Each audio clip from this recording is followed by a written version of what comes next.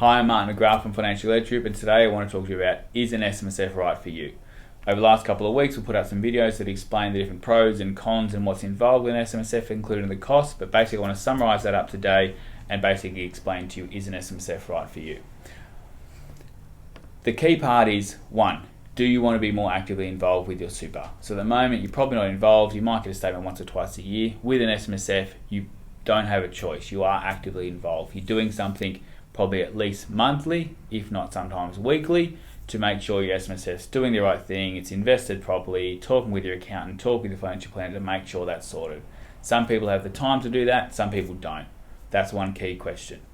The second one is, are you qualified or comfortable making investment decisions on your own behalf? So a self-managed super fund comes back to you as the trustee to make the decisions around that. You'll often work with an expert to help you make sure you get that sorted, but at the end of the day, you've got to make those decisions. So you've got to be comfortable that, yes, I know that this is the right thing for me, or I can take advice to make sure that we invest it the right way, and you've got to be comfortable with that.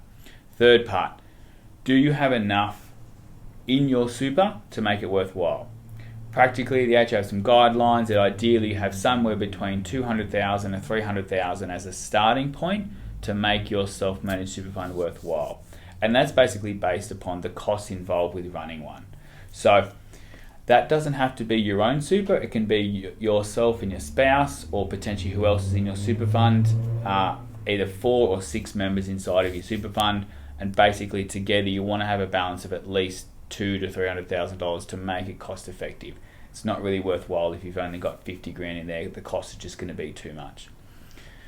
The other key part is, a lot of people think that the SMSF is the only answer. It's not. There are actually a lot of other super funds that give you a lot more control, choice of investments, flexibility in terms of contributions and pensions and all that stuff without the extra responsibility. So there might actually be other super funds out there that can basically achieve what you want to do with your super without having the cost and the involvement and all that kind of part of the responsibility that comes with it. So if you're not sure about that, feel free to reach out and we can check whether that's something that we might be able to achieve without an SMSF. Hopefully that helps answer that question, whether it's right for you or not. If you want to find out more, send us a comment and we'll send you out basically what we call our SMSF Essentials Guide. It gives you a rundown of all the information we've talked about and gives you a good understanding of whether it's suitable for you or not.